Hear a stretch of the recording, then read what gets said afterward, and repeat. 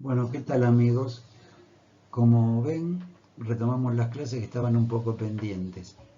Acá ustedes ven que vamos a hablar de propiamente receptores, porque no otra cosa son los receptores que moléculas involucradas en la identificación de señales químicas. ¿Quiénes son las señales químicas? Como habíamos visto,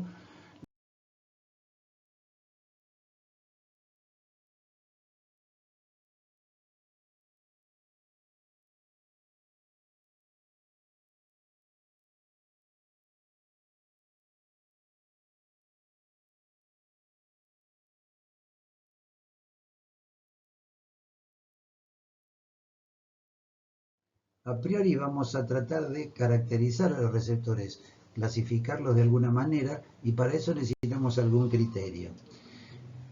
El criterio moderno que se utiliza hoy en día, si es posible, y desde que se puede hacer análisis de la estructura molecular del receptor en los últimos 30 o 40 años, o tal vez un poco más, permite justamente establecer qué secuencia de aminoácidos tiene. Es decir, el receptor, al fin y al cabo, la mayoría de las veces es una proteína, y en principio, una manera de identificarlo es qué secuencia de aminoácidos tiene, pero también cuáles son las otras estructuras secundarias, terciarias y cuaternarias de la proteína, porque importa mucho la distribución en el espacio y el carácter tridimensional que pueda tener el receptor. Esto nos permite clasificarlos a estos receptores en familias y subfamilias, etcétera. Podemos establecer cuál es el sector del receptor al cual se le une el ligando y cuáles serían en la memoria genética las instrucciones o dónde están los genes que permiten que se fabrique este receptor en principio natural, ¿no es cierto? Otra forma es la operacional, que tal vez sea la más antigua de todas, ya que surge de las experiencias donde se utilizaban sustancias químicas como herramientas para investigación fisiológica. Entonces definíamos a un supuesto receptor que no veíamos en ese tiempo como, es decir, lo nombrábamos de acuerdo en principio a qué sustancia se le une a él, ya que veíamos que una X sustancia ajena al organismo se prendía en un lugar determinado. Entonces ese receptor que no veíamos pero al cual se le unía la sustancia que nombrábamos, con la cual lo utilizábamos para reconocerlo, le poníamos el nombre del ligando que se unía. Por ejemplo, eh, el receptor nicotínico muscular que permite la contracción del músculo estriado tiene como ligando la acetilcolina. Como ese tipo de receptor también se le une a una sustancia de la naturaleza que es la nicotina, justamente por eso se llama nicotínico, lo nombramos así de acuerdo a que, por el hecho de que se le une la nicotina a él. O también una manera de definirlo es de acuerdo al efecto que producen en el órgano o en el animal entero. Por ejemplo, contracción del músculo estriado, ¿no es cierto? En principio esto nos permite evaluar, ya que muchos de estos son receptores para ligandos endógenos o, digamos, receptores donde operan las drogas que aprovechan esos receptores naturales. Podemos hablar de drogas agonistas gracias a esto, que son los que replican lo que la naturaleza hace en ese receptor, opera en ese receptor. O las drogas antagonistas, aquellas que ocupando ese receptor no producen nada. Y también distintos subtipos, o sea, por ahí drogas parecidas a las agonistas o antagonistas, que se unen con distinta afinidad a distintos subtipos de receptores de acuerdo a que predominen en un sector del organismo u otro cada subtipo. Finalmente, y bien modernamente, tenemos el criterio transduccional para clasificar o caracterizar un receptor, que en principio significaría decir, a ver, ¿qué ocurre dentro de la célula cuando este receptor se activa? ¿Qué proceso intracelular evoca? En principio, esto nos permite establecer lo que se llama la señal intracelular, es decir, ese sinnúmero de operaciones y procesos bioquímicos de la maquinaria celular que le permiten a la célula cumplir su función y que es, cuando son alterados de alguna manera por la droga, permiten que la célula muestre la acción característica de esa droga, ¿no es cierto? Bien, vamos ahora a hablar de qué receptores encontramos en la membrana, porque una manera de aproximarse a donde los receptores se encuentran, es decir, en qué parte de la célula predominantemente los reconocemos. En la membrana hay típicamente los que llamamos sistemas especializados de recepción, es decir, receptores, en general proteínas, como ustedes saben, que fueron previstos por la naturaleza para que sean los llamados ligandos endógenos los que permitan regular el funcionamiento de un sistema complejo como es un animal, digamos, evolucionado, ¿no es cierto? Como nosotros o los animales. Ustedes ven que los ligandos endógenos típicos son los llamados neurotransmisores o los autacoides, las hormonas, los factores de crecimiento, citoquinas, todas sustancias naturales que ustedes habrán visto en fisiología o en bioquímica en cierta forma. Los ejemplos de este tipo de receptores que encontramos en la membrana, pero que son previstos por la naturaleza para que las sustancias naturales hagan su efecto, o eventualmente sustancias exógenas al organismo, llamadas drogas, que aprovechan ese receptor para regular de alguna manera, producir una regulación que permita restablecer una desviación patológica que existía o producir concretamente, forzar de alguna manera una función en la célula. El receptor típico en este sentido sería el receptor de la adrenalina llamado beta-adrenérgico. Este es el ejemplo característico de un receptor metabotrópico, o el receptor de la nicotina llamado nicotínico, el ejemplo típico de un receptor llamado ionotrópico. A estos dos receptores los llamamos así porque en principio los ionotrópicos son tan simples como que permiten el pasaje o no de un ion, y esto influye notablemente en la, digamos, la electronegatividad de la célula o no, que le permite excitarla de alguna manera, aquellas células que sean excitables, como las neuronas, por ejemplo, algunas cardíacas. Acá esta sigla, L, G y C, representan a lo que se llaman canales iónicos operados por ligandos, que esos son los receptores ionotrópicos propiamente dichos. Canales que se abren, no se cierran, porque hay un ligando endógeno, por ejemplo un neurotransmisor, que se une a ellos. Esto para diferenciarlos clásicamente de otro tipo de receptores naturales que son los metabotrópicos. Metabotrópicos porque ya estos implicaban algún grado de movilización del metabolismo en alguna medida cuando eran estimulados desde la membrana. Esto quedó un poco en la historia porque algunos receptores metabotrópicos, si bien operando desde adentro de la célula y no desde afuera, pueden también favorecer el pasaje de iones a través de la membrana, pero de una manera indirecta, digamos, ¿no? Más vale a estos receptores metabotrópicos, modernamente se los llama acoplados a proteína G, como veremos luego. También existen en principio, en las membranas de las células, los llamados receptores ligados a quinasas. Estos receptores, en principio, serían el ejemplo, el modelo más típico, el de la insulina, pero también algunos factores de crecimiento o de algunas citoquinas, como veremos luego. Acá dice tipos básicos de interacción. Con esto queremos representar lo más elemental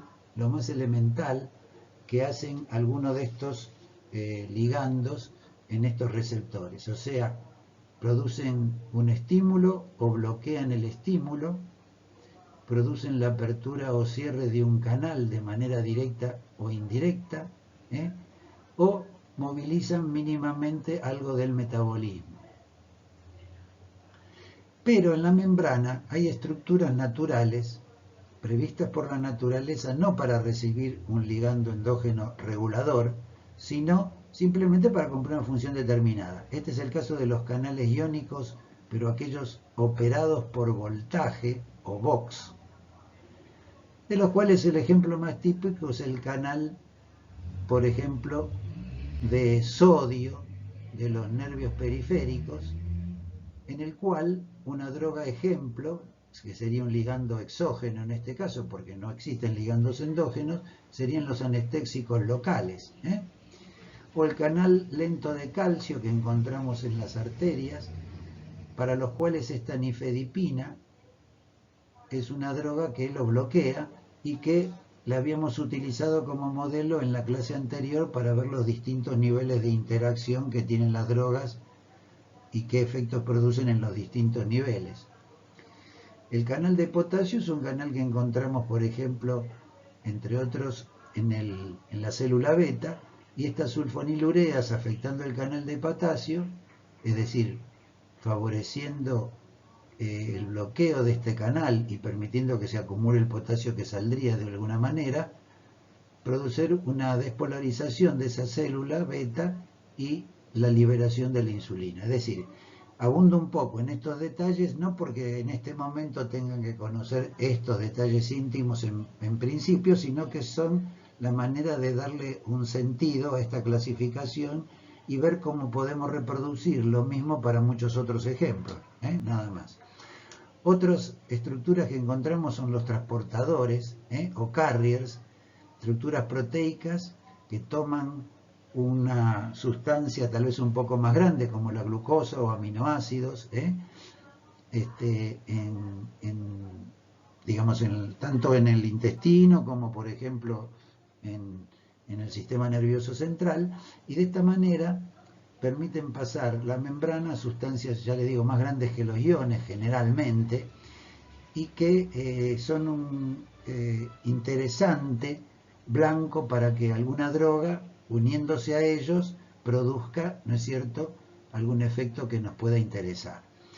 Justamente estos canales iónicos, estos transportadores o estas enzimas, que no fueron necesariamente previstas para que un ligando endógeno regule algo en el organismo, se convierten en receptores de todas estas sustancias o drogas, de estos ligandos exógenos, simplemente por el hecho de que esos ligandos exógenos se unen a ellos, entonces a esos ligandos los llamamos drogas y a esas estructuras las llamamos receptores. Sin duda en las membranas hay muchas enzimas ancladas en ellas. Un ejemplo muy típico es la denilciclasa, activada por la proteína G, un transductor de un tipo de receptores. Ya vamos a ver qué ocurre, ¿no? Después veremos un poco lo que ocurre con cada uno de ellos cuando las drogas se le unen. Siguiendo el mismo criterio, podemos hablar de los receptores que encontramos en el citoplasma y en el núcleo. También en el citoplasma existen sistemas especializados de recepción previstos por la naturaleza, que los vamos a llamar hormonales esteroides tipo 1 porque es donde se unen típicamente las hormonas que tienen esa estructura química ciclopentano peridrofenantreno, como recordarán, es decir, hormonas esteroides. Hay muchas de ellas. El ejemplo más gráfico es el receptor de los glucocorticoides, de los andrógenos, de los estrógenos, de la progesterona, ¿no es cierto?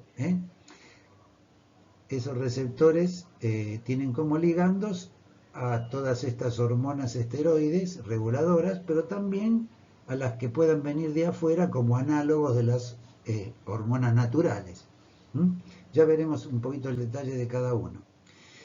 En el citoplasma existen proteínas del citoesqueleto, como los microtúbulos que le permiten a una célula mantener su forma o cambiar de forma para desplazarse, como pasa con los leucocitos, o tal vez los microtúbulos que forman el uso cromático.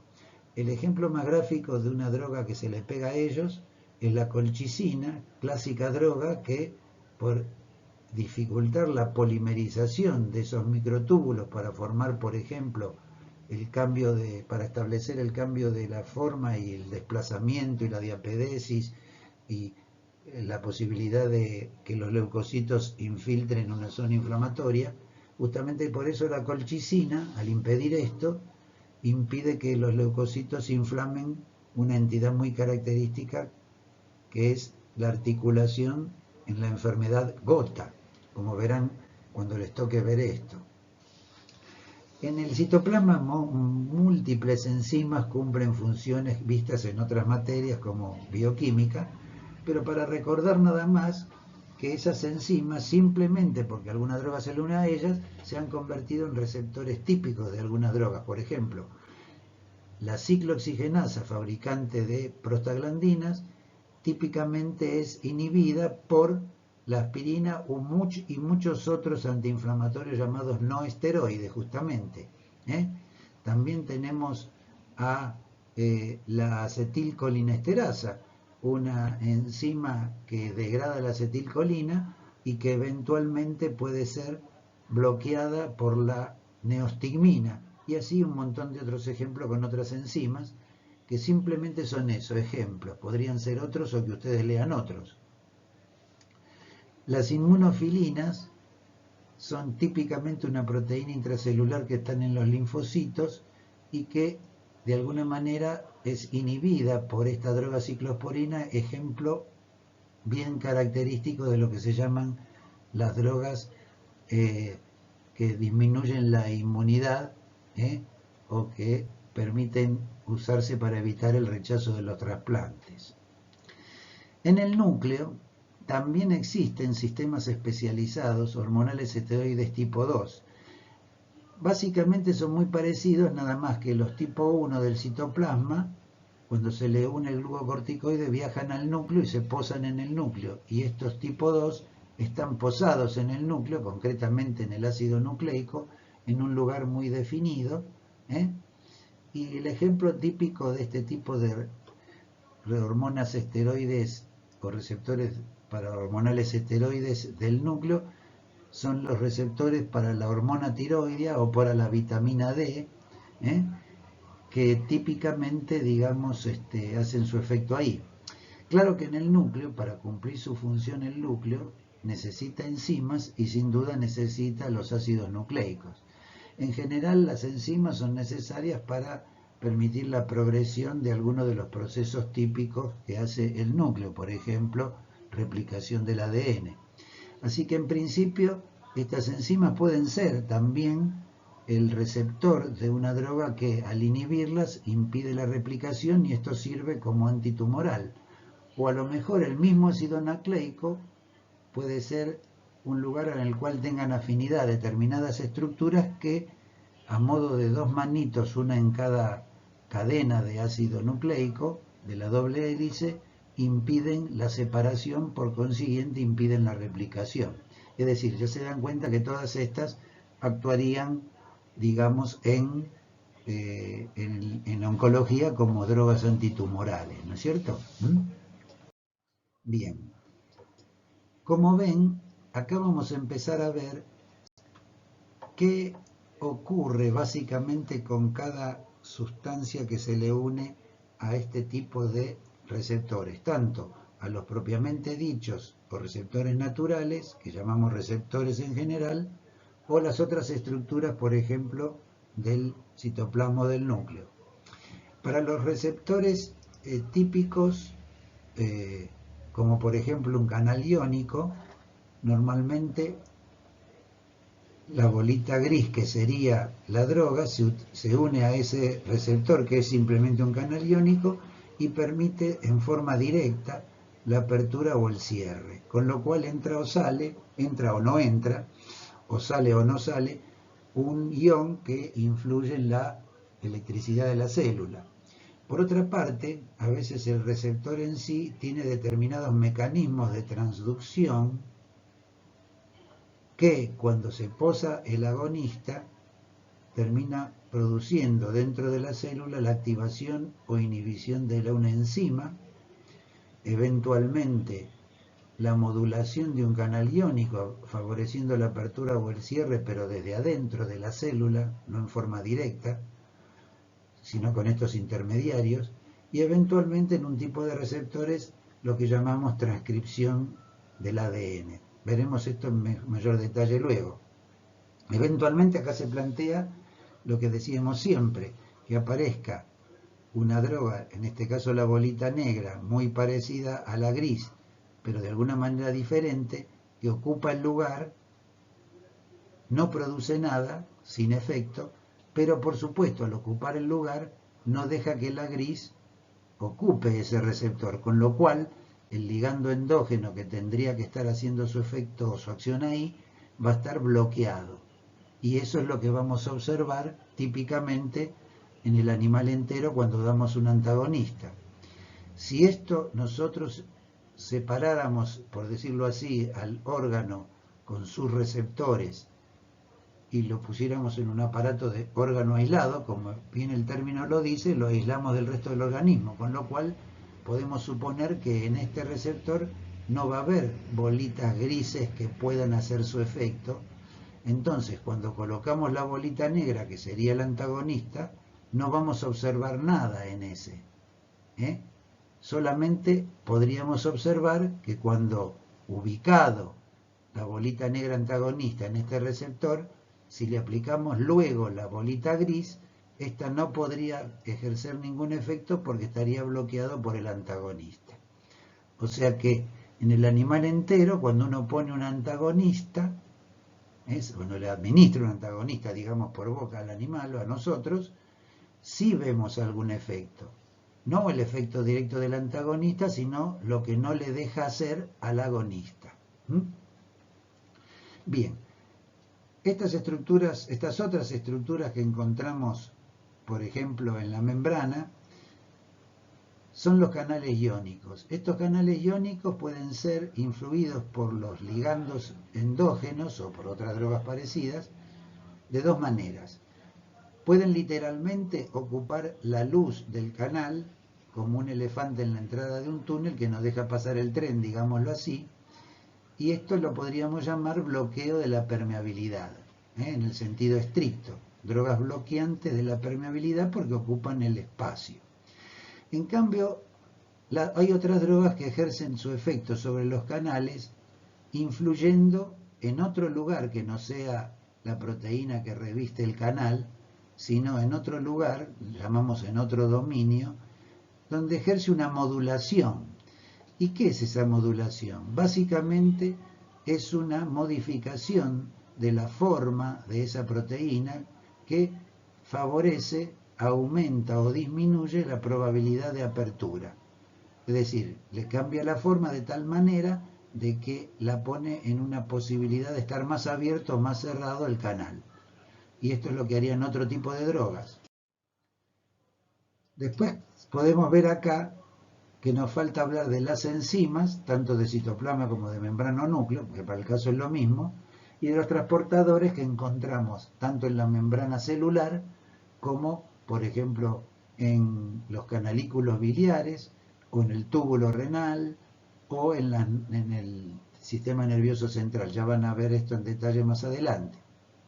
Las enzimas, que pueden convertirse en receptores de una droga X, en principio, la droga con la enzima va a tener una relación que podemos llamar de inhibición competitiva, cuando en principio simplemente se ubica la droga, que sería la bolita negra, en el lugar donde debería ubicarse el sustrato natural de esa enzima, con lo cual la reacción normal queda inhibida. Lo que vemos es la falta de que se produzca el proceso de aceleración del sustrato natural para que se convierta en producto. También a veces las drogas no simplemente bloquean a la enzima, sino que en principio son capaces de convertirse en sustrato de la enzima, con lo cual la enzima se distrae con la droga y no produce el producto natural que debería producir. Si hay un sustrato falso y una enzima lo activa, lo puede procesar, termina habiendo un producto falso, es decir, se produce un metabolito anormal. Otra posibilidad es que las enzimas sean utilizadas, por decirlo así, por la droga, para que la enzima, modificando de alguna manera la droga, la convierta en activa cuando, si no estuviera esa enzima que la procesa, sería una droga inactiva o un profármaco.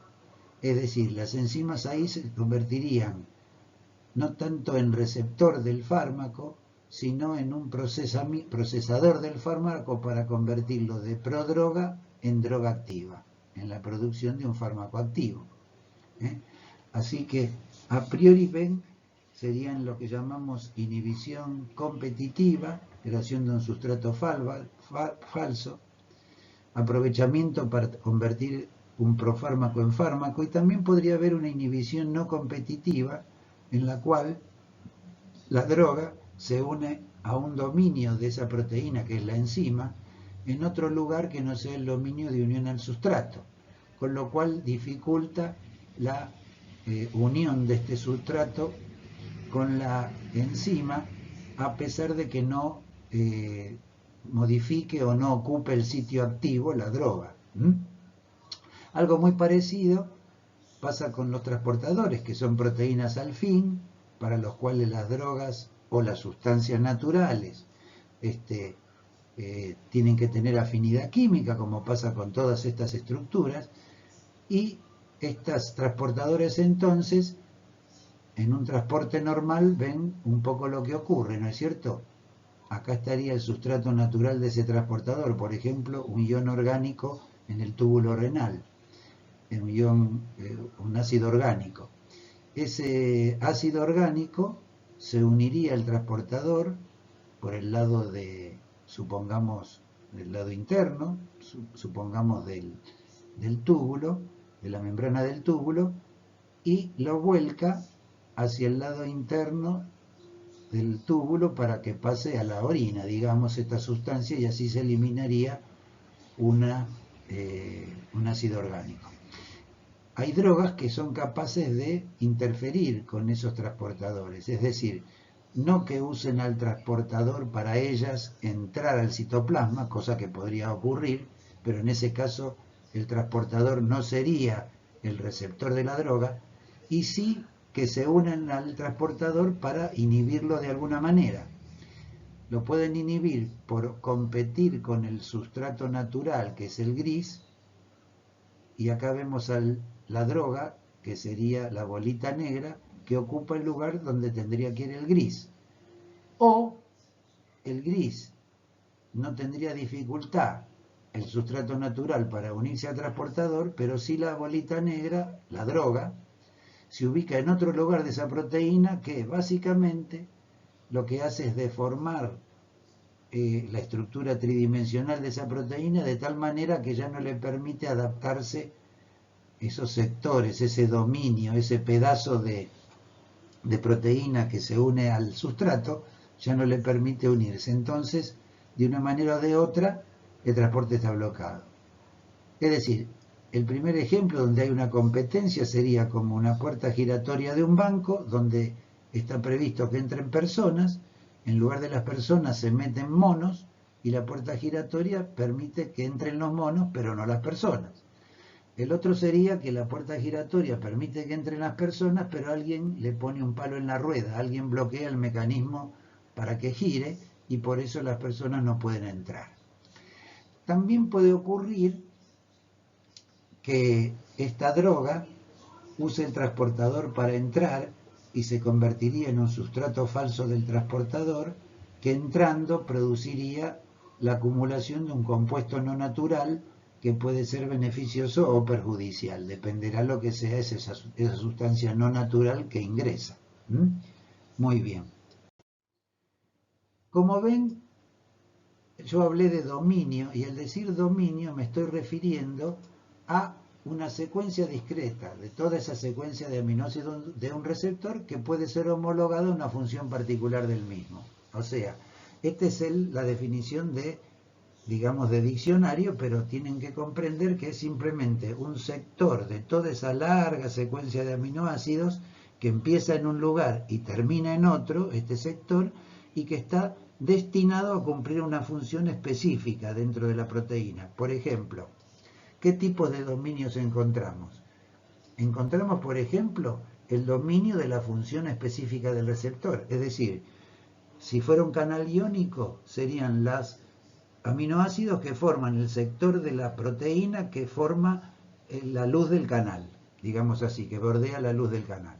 También podría haber un dominio de unión al ligando, que sería el que nos interesa más, porque es el lugar donde se une la droga con ese receptor que es esa proteína. También tenemos un dominio de modulación alostérica, es decir, ese lugar, modulación alostérica, ¿no? Que es diferente al lugar de unión al ligando, pero que influye para que ese receptor reciba con comodidad o no al ligando que le corresponda. Finalmente, o antes del final, tenemos el dominio que podríamos llamar de interacción con el efector intracelular, es decir, hay receptores que tienen una parte de su proteína con capacidad enzimática o catalítica, de tal manera que la parte interna de ese receptor es capaz de, por ejemplo, fosforilar una proteína en el citoplasma inmediato, con lo cual interactúa, como el término lo dice acá, con ese efector intracelular, el que va a permitir que aparezca la acción de la droga dentro de la célula. En última instancia tenemos que algunos receptores, como los acoplados a la proteína G, tienen un sector de su proteína dedicada a interactuar con el transductor, que es la proteína G, ¿no es cierto? Lo que le permite traducir la señal de afuera hacia adentro.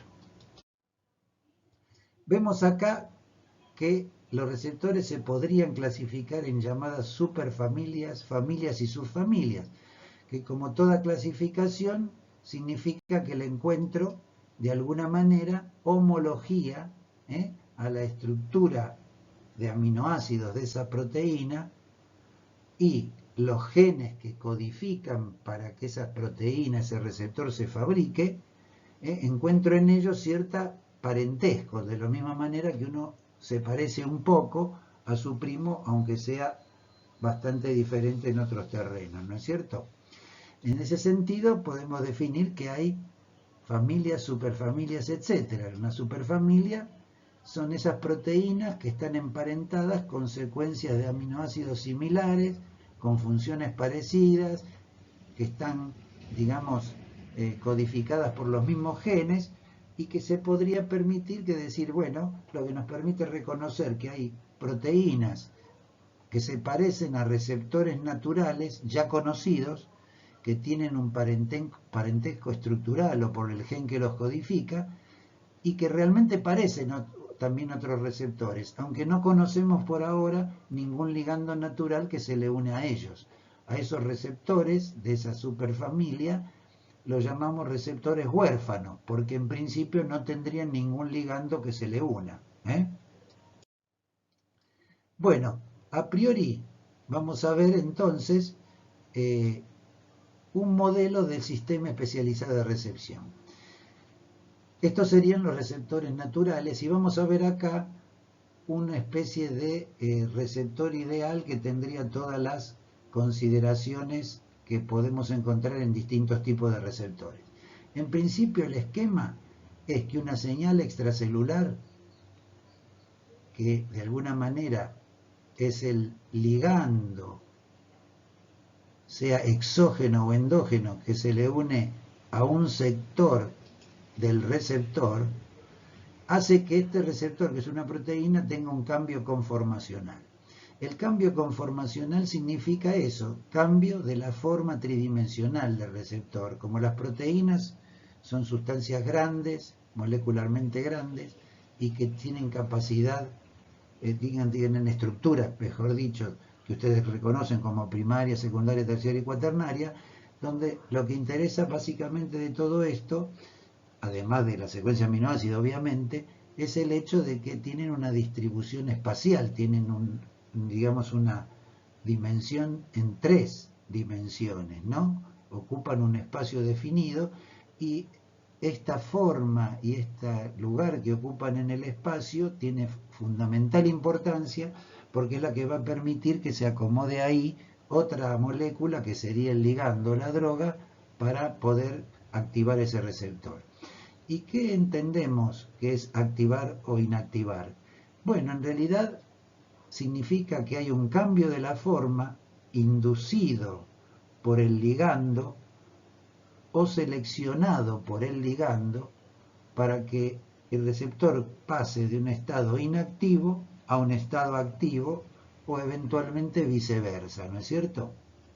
El estado activo del receptor es aquel que permite que interactúe con alguna otra proteína, que podría ser en algún receptor lo que se llama el transductor, típicamente la proteína G para los receptores de ese tipo, después veremos, y este transductor entonces, al modo de lo que es un transductor en principio, está generando la posibilidad de que la señal extracelular termine de alguna forma, que la señal extracelular de alguna manera termine traduciéndose en la señal intracelular, es decir, en ese sinnúmero de cambios o mecanismos bioquímicos intracelulares que son los responsables del funcionamiento de la célula, ¿no es cierto? Tanto responsables de la función específica que la célula va a cumplir, como de otras funciones propias de la célula, como son la reproducción o el metabolismo celular, etcétera, ¿no? En principio, a esto lo llamamos la etapa de la amplificación. Esto es bien característico de la presencia de receptores, y este concepto de amplificación supone que esta señal extracelular, este ligando que podría ser una sola molécula en esta célula, o en todo caso varias moléculas que actúan en distintos receptores de la misma célula, pero siempre poca cantidad de moléculas, terminen a través de estos mecanismos haciendo que miles de moléculas terminen activas y influyendo en el funcionamiento celular. Por eso lo llamado cascadas enzimáticas, porque la amplificación es susceptible de ocurrir gracias al hecho de que estas enzimas encadenadas hacen que cada una de ellas a su vez vayan activando a otras, y esas otras activadas a su vez activan a otras varias, con lo cual hay un efecto amplificador. Un solo ligando tal vez en esta célula produce cambios en miles de moléculas dentro del citoplasma celular. De ahí el concepto de amplificación. Perdón, volvemos a esta diapositiva. Entonces, por acá es donde pasa el ion, y ese dominio de ese canal iónico es el que reviste el canal. Pero hay otro dominio que es donde se fija. Perfecto. Y punto. Y se terminó la complejidad de este tipo de receptores. Otros receptores de membrana son los acoplados a proteína G, antiguamente llamados metabotrópicos. A medida que vamos viendo a lo largo de las distintas clases, vamos a ir dando más datos de cada uno de ellos, de acuerdo al momento didáctico que sea más conveniente. Como ven, estos típicos receptores están compuestos por siete segmentos transmembrana, donde hay zonas de fijación para el ligando, y sobre todo, en la parte más vale interna, hay una zona de acoplamiento con la proteína G. Es decir, esos sectores, esos dominios, esos grupos de aminoácidos tienen características adhesivas para que se puedan adherir a esta proteína G y activarla, como veremos más adelante. Los receptores ligados a quinasas acostumbran a ser monómeros que cuando se activan se convierten en dímeros, o sea, actúan siendo dímeros, salvo el de la insulina, que ya es un dímero en sí mismo. Estos monómeros que se hacen dímeros tienen una zona de fijación para la droga, generalmente alguna hormona proteica, como veremos, y tienen en la parte interior sectores que tienen capacidad enzimática, que son capaces de fosforilar a otras sustancias, o en todo caso, si no tienen capacidad innata enzimática, sí son capaces de unirse con alguien que las tenga, pero pertenecen al mismo tipo de receptor, llamado ligados a quinasas, ¿no? Las quinasas, como saben, son enzimas que activan el metabolismo.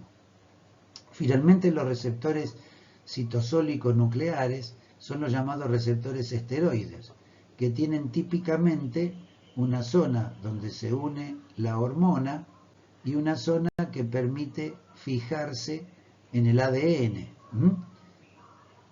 Típicamente entonces van a tener un sector llamado elemento respondedor a la hormona y un sector que termina fijándose en el ADN donde se anclan estos receptores. Dentro de las glicoproteínas transmembrana, como vimos, que son los tres primeros que acabamos de ver, tenemos una manera de ir reconociendo las diferencias de ellos, teniendo en cuenta este tipo de encabezamiento de lo que vamos a ver. Fíjense, tipo de receptor vamos a ver, los ligandos que se le unen a él como ejemplo, cómo se une la activación de ese receptor con algún cambio dentro de la célula, qué tan rápido aparecen los efectos dentro de la célula y qué es lo básico que este tipo de receptores tienden a hacer en la célula. El primero que vamos a ver son los receptores relacionados con canales o receptores ionotrópicos o canales iónicos operados por ligandos, ¿no? L, G y C en el término o en la sigla extranjera. También dentro de estos relacionados con canales, para separarlos de los otros, que son los más típicos, están los llamados ionotrópicos del glutamato, que después vamos a ver. Los ligandos que se le unen a él típicamente son estos ligandos endógenos, aunque recuerden que pueden ser suplantados, imitados o bloqueados por drogas que vienen de afuera. Los ligandos típicos de estos receptores son la acetilcolina en el llamado receptor nicotínico, el GABA o ácido gamma aminobutírico en el receptor A, la serotonina en el receptor 5-HT3 y la glicina en el receptor propio. Dentro de los ionotrópicos del glutamato encontramos tres tipos diferentes que se nombran de acuerdo a las sustancias que se le unen a él, o sea, por el criterio operacional, los llamados NMDA, AMPA y cainato. Este tipo de receptores, cuando son ocupados por el ligando, rápidamente producen un cambio que va a ser la entrada o salida de un ion, con lo cual la modificación intracelular básica que producen es la despolarización o la hiperpolarización. Y esto que ocurre, para comparar unos con otros, vamos a decir que ocurre en milisegundos y lo calificamos de muy rápido, en una suerte de escala comparativa con respecto a los otros que vamos a ver.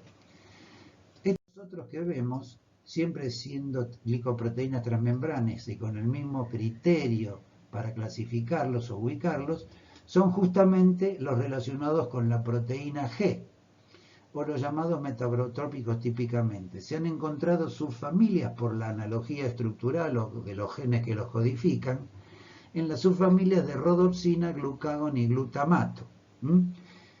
Estos son tal vez los receptores más abundantes, de los que representan ser los receptores de muchas sustancias endógenas reguladoras, vuelvo a decir, a las cuales se les puedan unir eventualmente otro tipo de drogas exógenas, ¿no es cierto?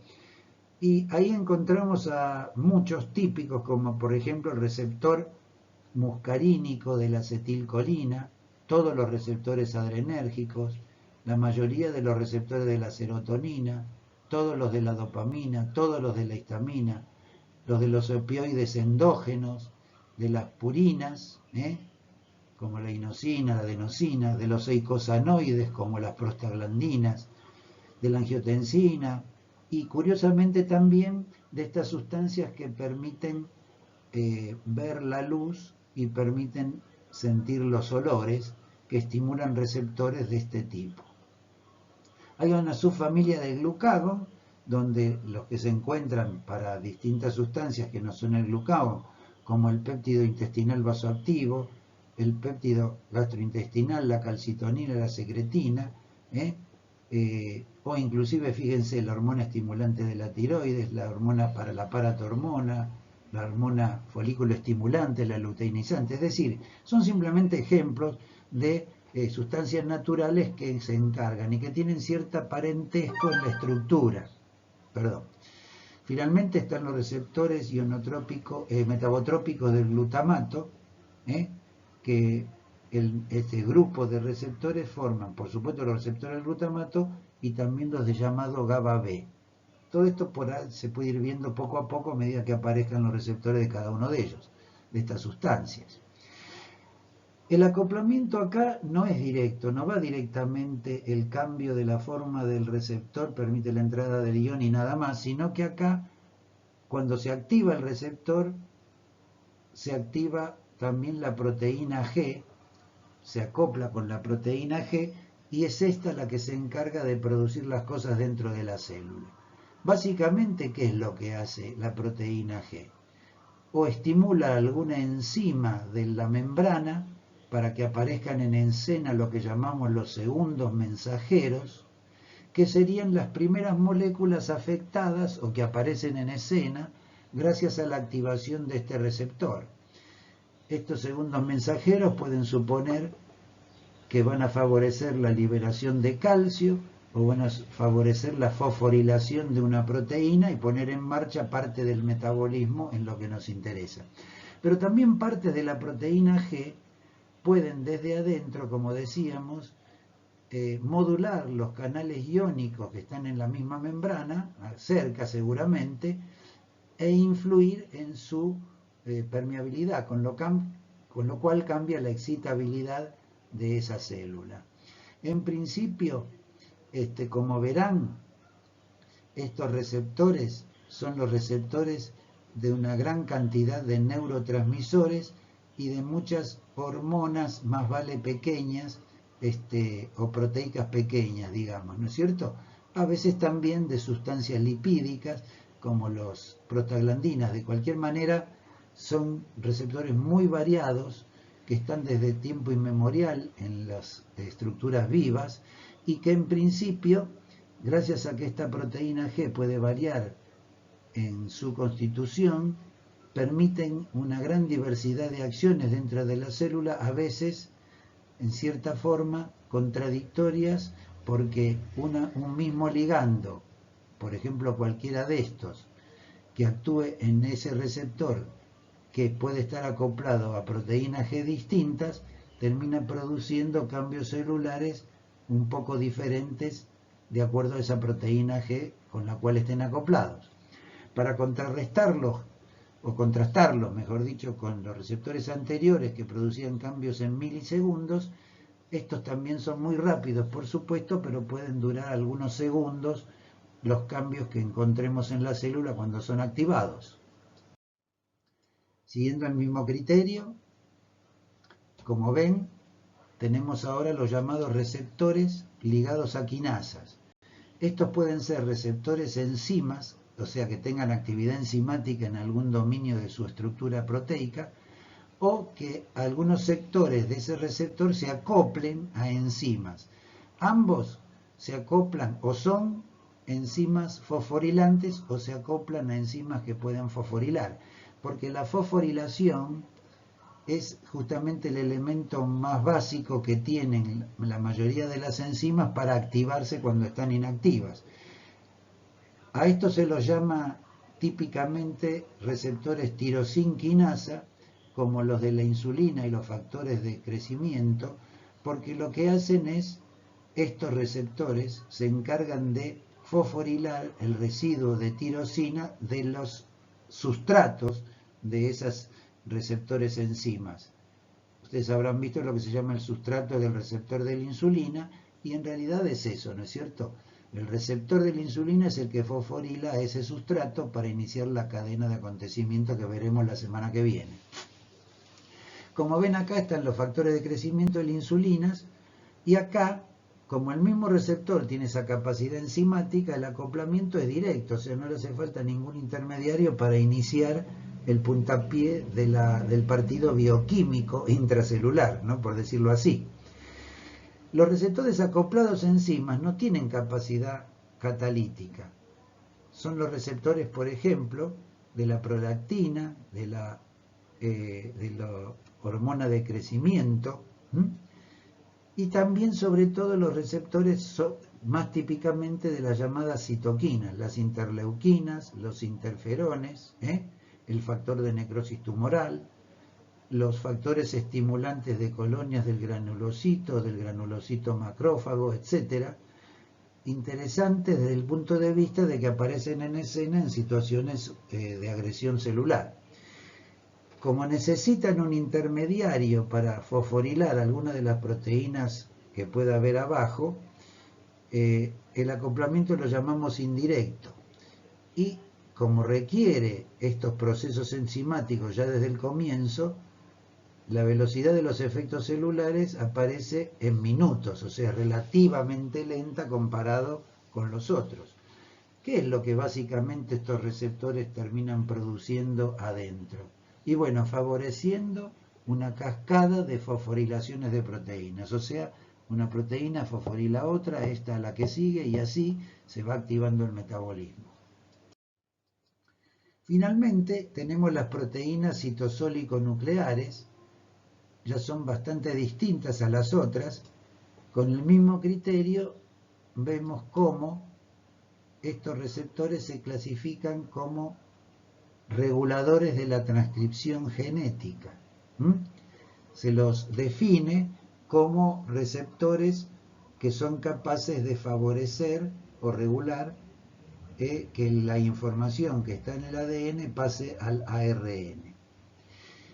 Dentro de esos encontramos, como habíamos visto, los tipo 1, que son del citoplasma, y los tipo 2, que son del núcleo. Dentro del citoplasma habíamos dicho que estaba el receptor del glucocorticoide, del mineralocorticoide, de la progesterona, de los andrógenos y de los estrógenos. O sea, de la inmensa mayoría de las hormonas, tanto del ovario o el testículo como de la suprarrenal. También los del tipo 2 lo habíamos nombrado, que eran los receptores típicamente de la T3 o de las hormonas esteroideas o de la vitamina D. Pero cabe nombrar dentro de ellos un subsector que son los receptores para muchos ácidos grasos que intervienen en el metabolismo lipídico, para la vitamina A o una variante de la vitamina A que es el ácido retinoico, o para el mismo colesterol, ¿no? Es el receptor que cuando es estimulado por un exceso de colesterol inhibe de alguna manera la producción de más colesterol.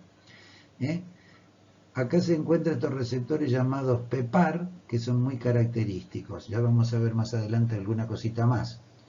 También en el citoplasma se encuentra la guanil ciclasa soluble, una enzima que es capaz de favorecer la aparición del GMP cíclico y que es estimulado típicamente por el óxido nítrico.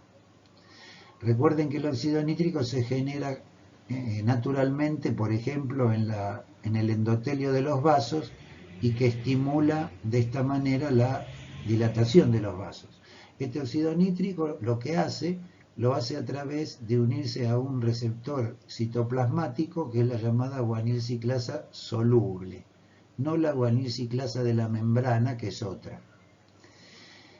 Acá, como estos receptores tienen que, si están en el citoplasma, viajar al núcleo, o si están en el núcleo, tienen que modificar procesos complejos del núcleo celular, se dice que es muy indirecta el acoplamiento que tiene el estímulo del receptor con los cambios celulares, y se hace a través del ADN, un sector del ADN típicamente en el cual se posan estos receptores y que lo llamamos elemento respondedor a la hormona, porque generalmente esos receptores o están posados en el ADN o vienen del citoplasma y se posan en el ADN, pero el ADN sufre cambios y la hormona está unida a esos receptores. Por supuesto, la velocidad de efectos celulares es muy lenta, se podría decir horas, y básicamente, ¿qué es lo que producen estos receptores? O se convierten en sí mismos como en factores de transcripción genética, o estimulan, regulan otros factores de transcripción, que básicamente significa sintetizar el ARN mensajero para que después éste le mande la información y que esa célula fabrique las proteínas específicas que necesita para su funcionamiento. Quiere decir que el efecto es muy notable de estos receptores, pero generalmente es diferido y es muy complejo. Acá les aparece un modelo de una suerte de célula que tendría o que podría tener todos los receptores. De hecho, podría haber una célula que tenga todos los tipos de receptores. Y para comparar rápidamente uno con otro, fíjense, los receptores unidos a canales ionotrópicos permiten el paso de ion cuando la bolita negra, que es el ligando o la droga, se unen a él. Y lo único que hacen dentro de la célula es hiperpolarizarla o despolarizarla, con lo cual produce efectos celulares. Por ejemplo, la activación de una vía nerviosa, tan simple como eso, o en última instancia la contracción del músculo esquelético, que generalmente es rápida, ¿no es cierto? En milisegundos ocurre este fenómeno y el ejemplo más típico es el receptor nicotínico de la acetilcolina en la placa mioneural. Esta célula podría también tener receptores metabotrópicos, es decir, acoplados a proteína G. Acá la droga se une a ellos y este receptor a su vez se une a la proteína G. Y las variantes podrían ser: esta proteína G estimula o inhibe a una enzima que hay en la membrana, con lo cual se generan los llamados segundos mensajeros, que a su vez, favoreciendo la liberación de calcio o fosforilando una proteína, son los responsables de los efectos celulares. Pero podría ser que la proteína G estimule o no la apertura o el cierre de un canal iónico, pero desde adentro del citoplasma, como les decía, cambiando la excitabilidad de esa célula. Tenemos el ejemplo típico de los receptores ligados a quinasas, que son en sí mismos enzimas o que están ligados a enzimas, y que lo que hacen es fosforilar una proteína inicial para que haya una cadena de fosforilaciones, y esa es la responsable del efecto celular. Así como era en milisegundos el primero, el segundo, el acoplado a proteína G, ocurre en segundos los cambios celulares. Acuérdense, el receptor muscarínico, acetilcolina, o todos los receptores de la adrenalina están acoplados a la proteína G. El ejemplo típico del receptor ligado a quinasa es el receptor de la insulina, de los factores de crecimiento o de las citoquinas en situaciones, recuerden, patológicas. Finalmente, los receptores ligados a la transcripción genética vienen de afuera, se unen al receptor en el citoplasma, viajan al núcleo y en el núcleo favorecen la síntesis de RNA mensajero, la síntesis de proteína específica y los efectos celulares. Esto tarda horas. Esto siempre lo pongo yo con la intención de darles el siguiente ejemplo o concepto.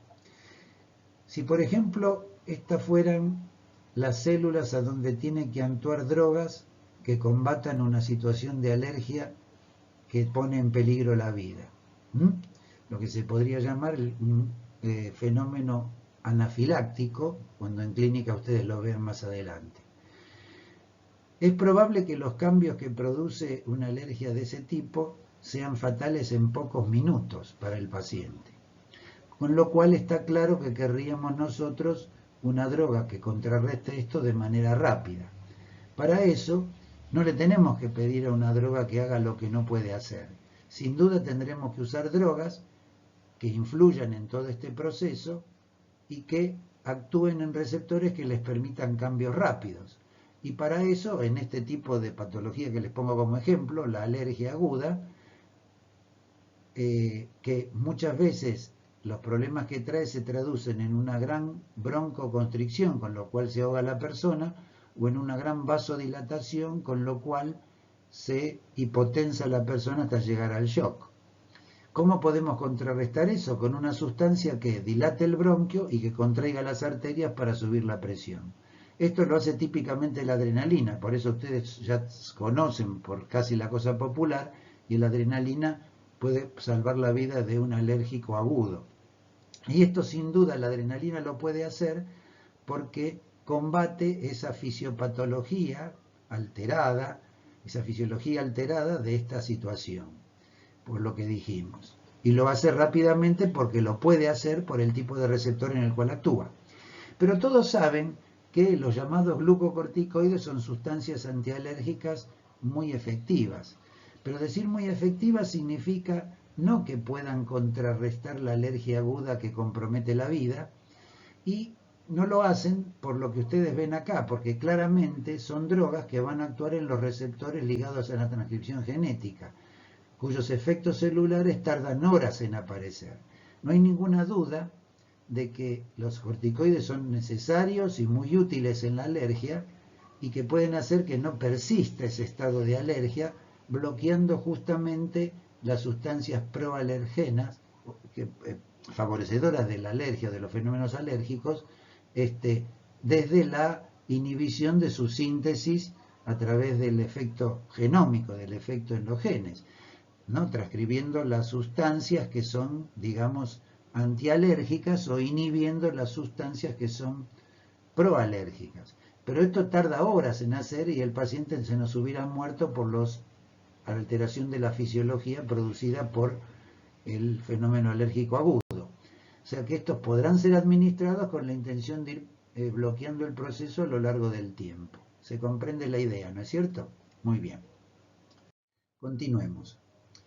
Ahora vamos a hablar de que esos receptores, fácil de entender con respecto a los receptores de membrana, porque uno se hace una idea de un número determinado que ocupa lugar en la membrana, hay manera en que se regula el número de receptores y esto tiene influencia en la célula en cuestión. La regulación podrá ser homotrópica, es decir, por exceso o por falta del propio ligando. De alguna manera, cuando sobra un ligando para ese receptor, de alguna manera la membrana está bombardeada por esos ligandos y los receptores de alguna forma tienden a esconderse por debajo de la membrana porque no necesitan tanto estímulo el sistema. Lo contrario también, cuando falta el propio ligando, los receptores tienden a subir a la membrana para ver si pueden captar alguno de los pocos ligandos que aparecen en escena. ¿Se entiende esto? Quiere decir que van a aumentar o disminuir de acuerdo a que sobre o falte el ligando.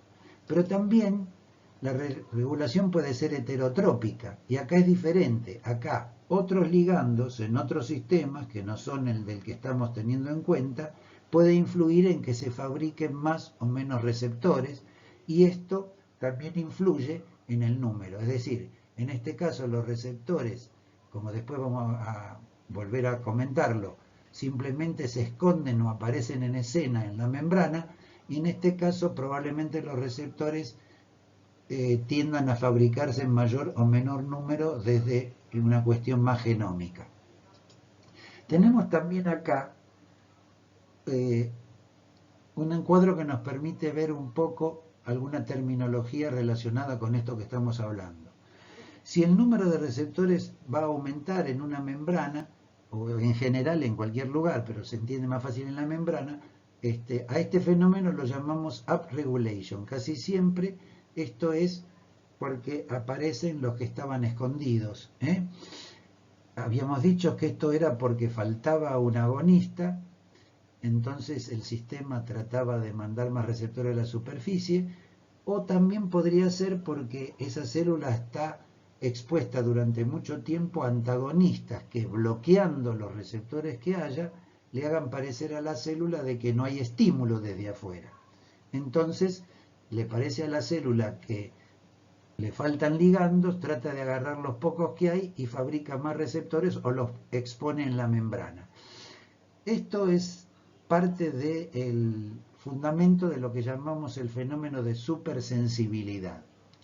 La supersensibilidad es en principio el hecho de que con una dosis usual de la droga, la dosis que le sirve a la mayoría de las personas, hay algunas situaciones en las cuales una dosis normal produce un efecto exagerado.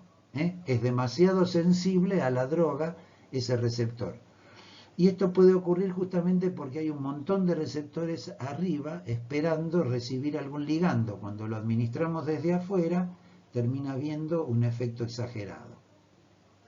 Lo contrario, la disminución del número de receptores, sea porque se esconden o porque se sintetizaron menos, y como consecuencia casi siempre de una exposición exagerada a mucha cantidad de agonistas que hace que el mecanismo de la célula se proteja un poco de tanto estímulo, lleva a lo que se llama la desensibilización, es decir, al hecho de que con el tiempo, por administrar una droga durante mucho tiempo y en cantidades cada vez mayores, los receptores se esconden, entonces termina teniendo cada vez menos respuesta esa materia viva a los ligandos con los cuales estimulamos sus receptores, ¿no es cierto? Esto sería así.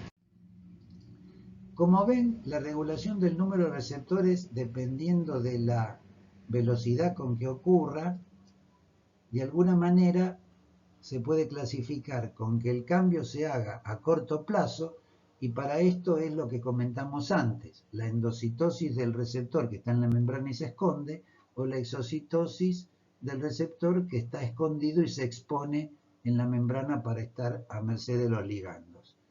Esto es un fenómeno característico en el cual el receptor se fosforila, se invagina, por decirlo así, se une a las proteínas de la vesícula y se retiene en un hoyo, para a lo mejor después volver a salir. A largo plazo, en cambio, implica ya algún mecanismo genómico, o sea, es un fenómeno que controla la expresión del receptor. Por ejemplo, la insulina favorece la expresión del receptor, es decir, la expresión de los genes que codifican para que los ribosomas fabriquen el receptor de la insulina. ¿Se comprende? Quiere decir que se favorece la síntesis o el catabolismo proteico del receptor, con lo cual acá aumenta o disminuye el número de receptores, no porque se expongan los que ya estaban sintetizados, sino porque se sintetizan nuevos o viceversa, ¿no es cierto? Interesa acá dos fenómenos muy particulares. Uno es la proliferación de receptores postsinápticos tras una denervación en un nervio. Si nosotros cortamos un nervio y cortamos el nervio que se supone lleva los neurotransmisores para actuar sobre la postsinapsis, esta postsinapsis va a estar deficitaria en cuanto a estímulo de neurotransmisor, porque el nervio no le va a mandar lo que corresponde. Por consiguiente, va a haber un upregulation de los receptores de esa postsinapsis. Va a haber muchos receptores a la espera de ligandos que no llegan porque el nervio está cortado. Si nosotros damos ese ligando de afuera, esa postsinapsis va a tener muchos receptores para recibirlos y va a tener una respuesta exagerada a la postsinapsis a estas drogas que vienen de afuera. Con lo cual se genera lo que habíamos explicado, la supersensibilidad, en este caso por denervación, que es un fenómeno muy conocido en fisiología o en neurofisiología. También podría ocurrir que algunos virus pueden producir en los receptores, en el sistema mejor dicho, a través de receptores de factores de crecimiento, el estímulo de que se sinteticen muchos receptores, tal vez anormales, para que eventualmente más virus tumorales vengan entonces a estimular el crecimiento de las células y generar un nuevo tumor inducido por virus, ¿no? Es decir, los mismos virus inducen que en el genoma de la célula, que este genoma exprese las órdenes para que se sinteticen muchos receptores que son de factores de crecimiento, con lo cual termina habiendo más crecimiento de la célula, a lo mejor de manera incontrolada, y eso sería en principio un cáncer, ¿no es cierto? Bueno, acá vamos a empezar a ver algunos distintos tipos de receptores tratando de tener una idea aproximada de la estructura. Todo esto lo pueden leer en detalle en el libro, no vamos a hacer exagerado hincapié en el aspecto estructural o químico, porque le interesa más a los que fabrican las drogas que los que las usan.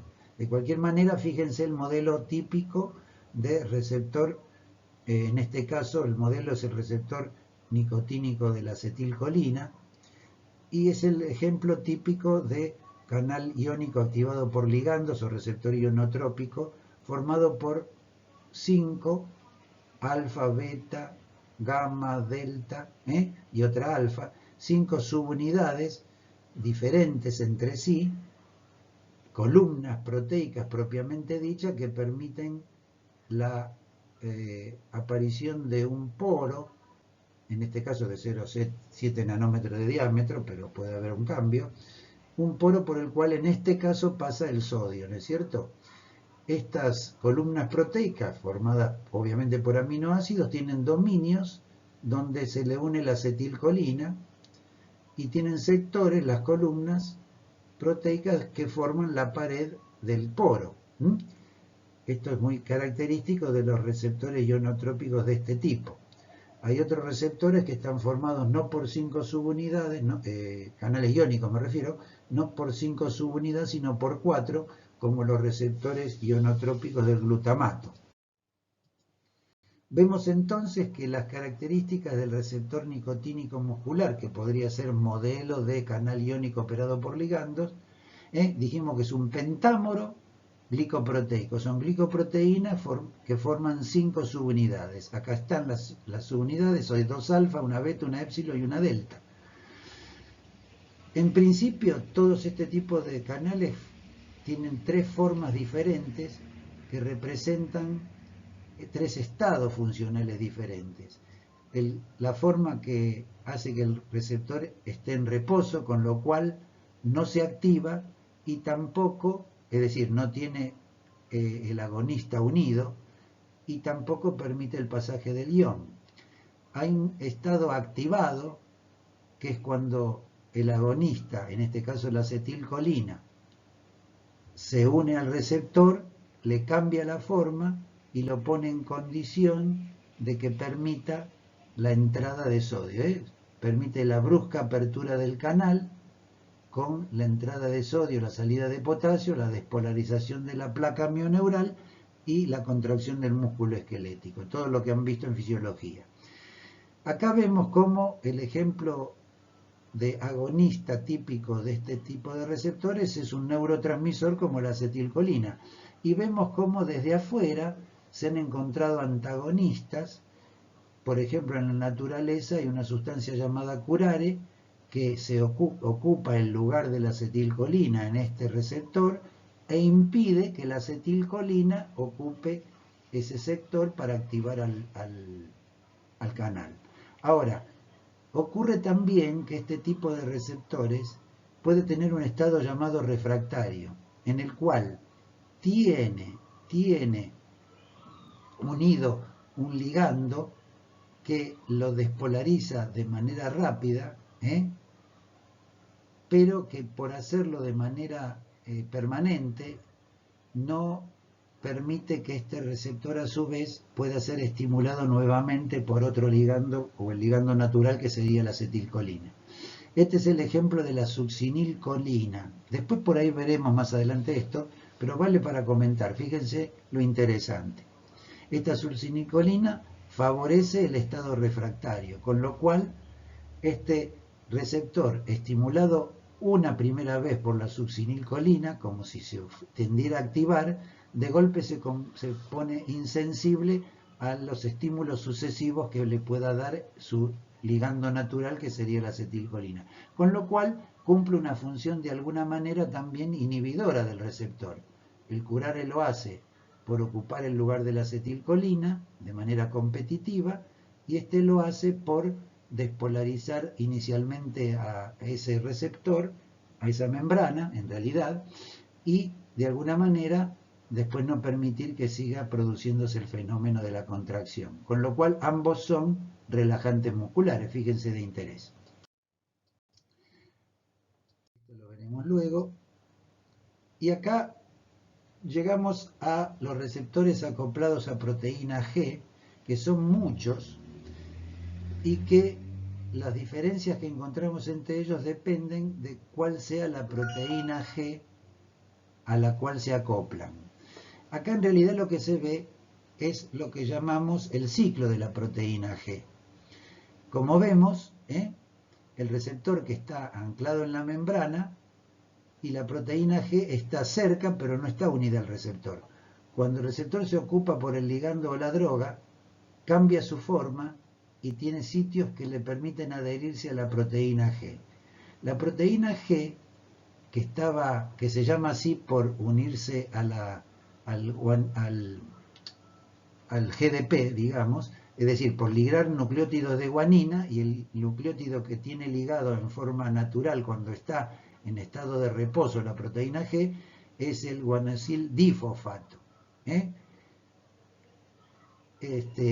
En cambio, cuando el receptor se acopla a la proteína G, esta se activa porque recibe un fósforo de más y se convierte, tiene ligado el guanosil trifosfato.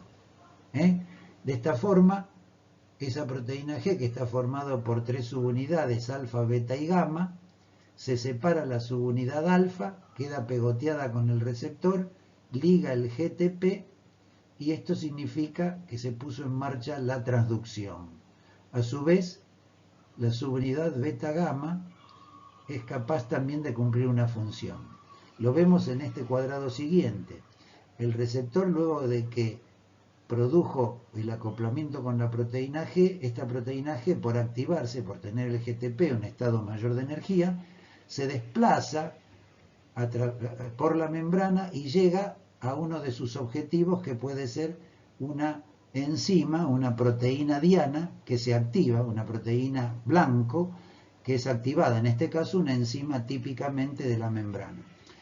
Por eso se decía que la subunidad alfa era la única activa dentro de este receptor, de este transductor de la proteína G.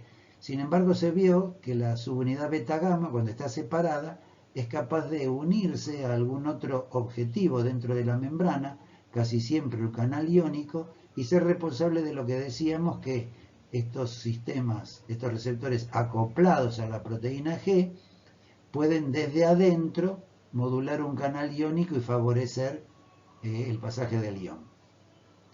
Cuando esta proteína G activada se une a la enzima y favorece la activación de esa enzima, automáticamente supone para ella una autohidrólisis en la cual pierde un fósforo y vuelve a estar ligando el GDP. En ese caso, vuelve al estado de reposo anterior, en el cual se unen las 3 subunidades de la proteína G y están separadas tanto del receptor como de sus proteínas diana en la membrana, esperando a ser activados nuevamente cuando se vuelva a unir un ligando a ese receptor acoplado a proteína G. Acá es un poco complejo este cuadro, pero síganme en lo que les digo para entender lo que quiero decir, que sirva de resumen. Vemos que la proteína G se llama así por ligar los nucleótidos de guanina, proteína G de guanina. Justamente esa guanina actúa como una suerte de modulador alostérico, ¿no es cierto? Le da el nombre a esta proteína. ¿Y qué quiere decir modulador alostérico? Que el hecho de que se ligue la proteína, que se ligue la guanin trifosfato, el guanosil trifosfato, o que se ligue el guanosil difosfato, va a ser el responsable de que cambie la forma de la proteína G y que pueda entonces unirse a su proteína específica en la membrana, por ejemplo a la adenilciclasa, como habíamos visto. Entonces, la forma activa de la proteína G es la que tiene unido el GTP, y la forma inactiva, dijimos, es la que tiene unido el GDP. Decimos que la subunidad alfa tiene lo que se llama una actividad GTPasa por su cuenta, digamos, en forma autónoma. Quiere decir que permite una autohidrólisis. ¿Por qué? porque si tiene actividad GTP-ASA, esa GTP va a perder un fósforo, se va a convertir en GDP, y este GDP entonces va a ser el que hace que se quede inactiva la proteína G. Las proteínas G son de distinto tipo, hay distintos tipos de proteína G y además hay distintos subtipos. Estas proteínas G se pueden clasificar de acuerdo a si se les une un tipo de toxina u otro tipo de toxina. Por ejemplo, la llamada proteína GS de estimulación, de stimulation,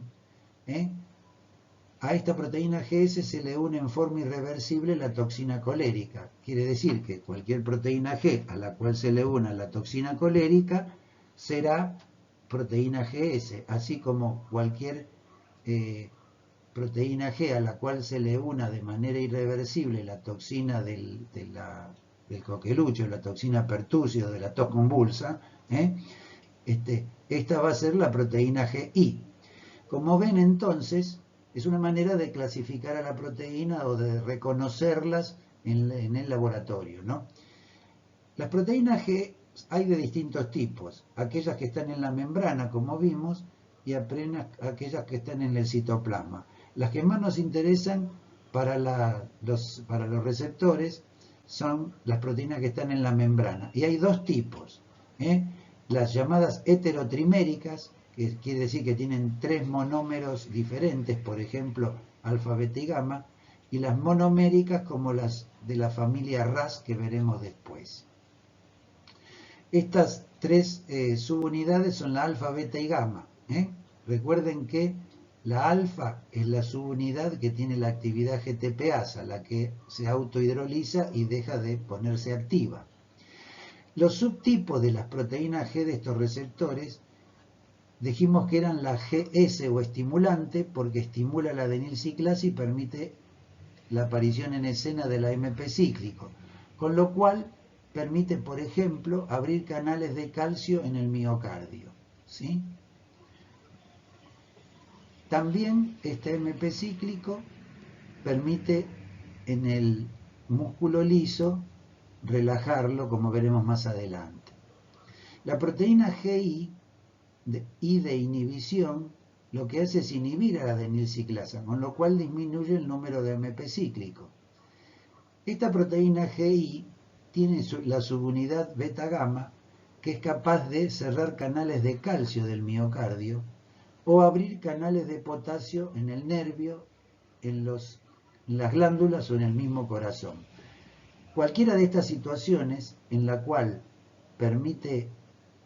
impide que el calcio ingrese a un músculo o hace que un nervio acumule, digamos, que pierda más potasio del que pierde, en ambas situaciones está produciendo una inhibición, impide la contracción miocárdica, impide la despolarización de la neurona, así como la proteína GS, al aumentar el AMP cíclico, abre los canales de calcio miocardio y permiten que, por ejemplo, la adrenalina produzca la contracción del músculo cardíaco, entre otras cosas, aunque es bastante curioso cómo se presentan los efectos en la célula de acuerdo a las distintas proteínas. También encontramos la proteína llamada GQ, que yo acostumbro a decir GQ de calcio mal escrito, en vez de escribir calcio con C, lo escribimos con Q. Mal escrito, pero para hacernos acordar del calcio. La proteína GQ está relacionado con un segundo mensajero que en lugar de ser el AMP cíclico es el inositol trifosfato, con otro que es el diacilglicerol, y con el calcio propiamente dicho, que también termina siendo un segundo mensajero, pero que aparece en escena merced a esta proteína GQ.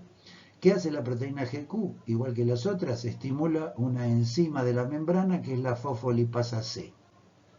También en los órganos de los sentidos tenemos varios receptores de proteína G, típicamente, como por ejemplo los que permiten reconocer las sustancias que intervienen en el gusto de los alimentos, en el olfato o en la visión.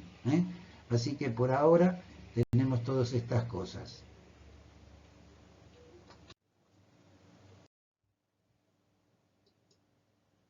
Bueno, vamos a retomar. Como ven, acá se testimonia las grandes posibilidades que ofrecen este tipo de receptores con la proteína G, que puede ser muy diferente, aunque el receptor por ahí sea del mismo ligando.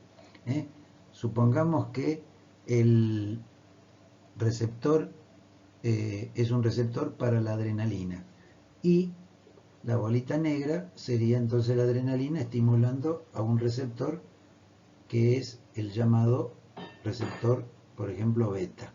¿Sí? Este receptor beta de la adrenalina se relaciona con la proteína GS de tal manera de que ésta termina estimulando a la enzima diana, la adenilciclasa, que aumenta el AMP cíclico y genera los cambios propios de este receptor beta, por ejemplo, en el corazón. Pero podría haber un receptor para la adrenalina de otro tipo, por ejemplo, el receptor alfa 2, donde la adrenalina, que es el mismo ligando, el mismo que actúa en el otro lado, actúa ahora en un receptor muy parecido, seguro estructuralmente, porque la adrenalina se le puede unir y es imprescindible que haya cierta, digamos, adaptación química entre los dos. Sin embargo, por estar unido a la proteína GI, esta adrenalina en este caso va a producir algún grado de disminución de la adenilciclasa. Va a inhibir a la enzima y va a disminuir el AMP cíclico, con el consiguiente fenómeno inhibitorio que tiende uno a ver en distintas estructuras, ¿no es cierto? O sea que en cierta forma, una misma droga que es, o ligando, por el hecho de actuar en receptores acoplados a la proteína G diferentes, por ser diferente la proteína G a la cual están acoplados, pero el receptor en realidad es muy parecido a la estructura molecular del receptor, terminan generando, digamos, efectos tal vez opuestos, muchas veces o muy distintos en distintas drogas, en distintas células. Va a depender de qué tipo de proteína G tenga esa célula en su receptor característico, ¿no? Muy bien.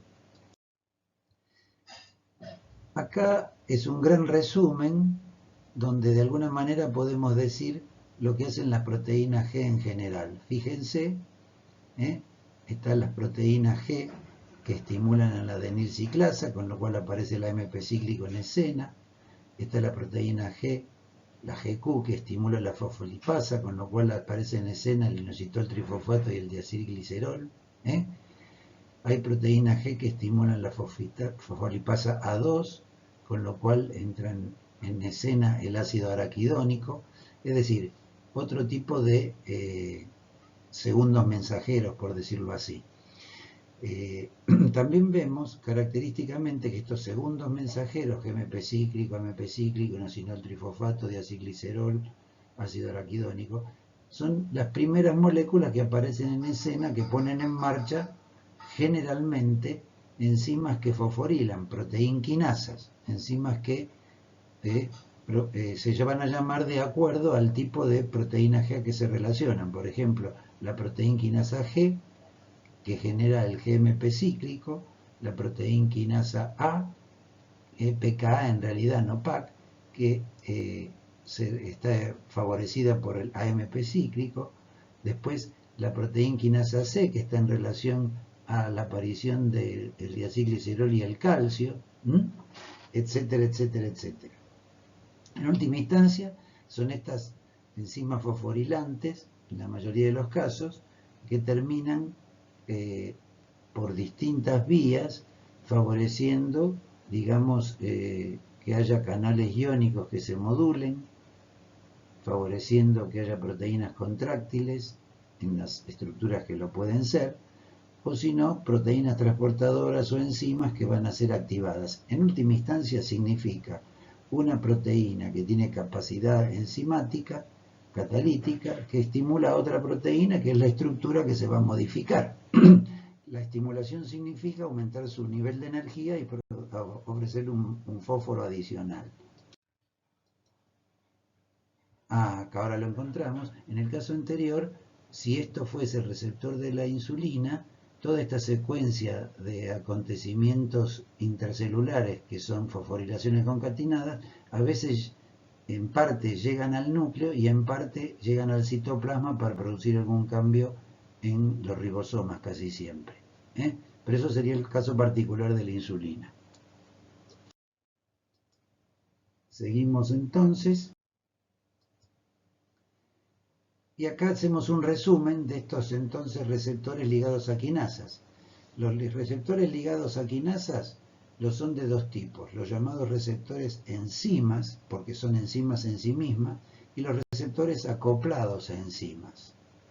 Los receptores enzimas tienen tres sectores, el extracelular, el transmembrana intracelular, que es el catalítico. En cambio los otros, el sector intracelular no tiene capacidad de enzima catalítica, pero sí capacidad de adherirse a quien lo tiene. Es adosable a estas quinasas Hano. Bien, típicamente entonces el receptor enzima es una tirosinquinasa, que son monómeros que se convierten en dímeros para autofosforilarse. En cambio, el de la insulina, el receptor de la insulina, ya es un dímero y no necesita dimerizarse para autofosforilarse. Recuerden que los que son monómeros son los factores de crecimiento de todo tipo. Existe también tirosinfosfatasa en este tipo de receptores que se encargan del tráfico con las llamadas señales de contacto, relacionados con la matriz extracelular o las células inmunes, como veremos en la última clase de nuestro curso. Son cosas más particulares. Finalmente tenemos como referencia los receptores acoplados a enzimas, que se unen a un monómero, se adhieren gracias a una zona adhesiva, con dominios catalíticos, merced a esta, es decir, se unen por medio de sitios adhesivos a las proteínas que tienen capacidad catalítica, y ahí encontramos varias hormonas proteicas pequeñas, como la hormona de crecimiento, la prolactina, pero básicamente este receptor es el relacionado con las citoquinas, con las interleuquinas, los interferones, factor necrosis tumoral, factor estimulante de colonias, eritropoyetina, como dice acá. En realidad, sustancias que en la mayoría de los casos aparecen ante situaciones de agresión para las células o de estrés para el organismo, ¿no es cierto? Muy bien. En última instancia encontramos, y solamente los vamos a caracterizar así, los llamados receptores que controlan la transcripción genética. Estamos un poco repitiendo cosas para confirmarlas en forma de cuadro. Acá tenemos aquellos que son citosólicos, según su localización, y los nucleares. Los citosólicos los llamamos esteroides de tipo 1, y los nucleares son esteroides de tipo 2. Ambos ellos tienen varios dominios, un dominio de unión al ADN y un dominio que le permite la unión con la hormona. Los de tipo 1 son los de glucocorticoides, mineralocorticoides, progesterona, andrógenos y estrógenos, y los de tipo 2 ya lo dijimos, de vitamina D, la vitamina D3, la triiodotironina y de algunos retinoides, ¿no? Los que tienen que ver con la vitamina A. Sin embargo, existen dentro de estos receptores nucleares unos que se llaman PEPAR, llamado receptor activado por el proliferador de peroxisomas. Es un poco complejo el tema, es para los bioquímicos, pero lo que nos interesa es que hay distintos tipos y han cobrado importancia estos receptores, asimilables a los otros, pero no esteroides, relacionados con, en algunos casos, las drogas que actuando en esos receptores, como los fibratos, modifican, por ejemplo, la síntesis de triglicéridos y de hecho se usan para disminuir esta síntesis. O las tiazolidinadionas, drogas que se utilizan en la diabetes con la intención de favorecer una mejor respuesta a la insulina natural que algunos diabéticos todavía conservan, ¿no es cierto? Así que es muy interesante este tema. Seguimos adelante y prácticamente ya terminamos ahora, porque lo que quiero hacerles referencia es que el tema de los receptores no sirve solo para comprender cómo funcionan determinadas drogas, uniéndose generalmente a estos receptores naturales, imitando o antagonizando a los ligandos endógenos, sino que también los receptores, cuando por algún motivo se alteran, pueden ser causa de enfermedades. De hecho, hay una lista grande y vamos a dar algunos ejemplos. La manera en que un receptor puede producir una enfermedad es cuando, por ejemplo, este receptor natural, por un mecanismo inmunológico de autoinmunidad, hay anticuerpos que el propio cuerpo fabrica para dirigirlos contra el receptor. Y en su condición de anticuerpo, que le permite una unión específica con el receptor, no necesariamente los destruyen, sino que actúan como agonistas o como antagonistas. Si estos autoanticuerpos bloquean al receptor, de alguna manera se inactivan, y esto es lo que ocurre, por ejemplo, en la miastenia gravis, una enfermedad en la cual la placa mioneural se ve bloqueada por un anticuerpo y la acetilcolina no puede entonces contraer el músculo esquelético y se manifiesta como una debilidad muscular general o parcial. También los anticuerpos podrían ser agonistas del receptor, terminan activándolo, y así es como se generan algunos tipos de hipertensión, algunos tipos de hipertrofias del miocardio y hasta la epilepsia en algunos casos. También una manera en que los receptores se convierten en gestores de una enfermedad es cuando genéticamente está condicionado que haya mutaciones por distintos motivos que hacen que estos genes terminen fabricando una proteína anormal, un receptor anormal, una proteína involucrada en la traducción de señales también, o sea, una proteína G anormal también. Entonces, esos receptores acoplados a proteína G, tanto si se altura la estructura del receptor en sí como del traductor, que es la proteína G, podrían ser motivos para que exista, por ejemplo, una diabetes insípida o una potomanía. También las mutaciones hacen que a veces la TSH, actuando en esos receptores, produzca un exceso de estímulo y termina este receptor condicionando la fabricación de mucha hormona tiroidea. O el receptor de la hormona luteinizante favorezca una pubertad precoz. Lo más interesante de esto es cuando estos receptores mutados hacen que los factores de crecimiento sean estimulados, los factores de crecimiento estimulen estos receptores mutados de manera exagerada, o que sean los mismos virus a veces que estimulen los receptores mutados y favorezcan la aparición de tumores. Bueno, les agradezco y nos veremos en la próxima.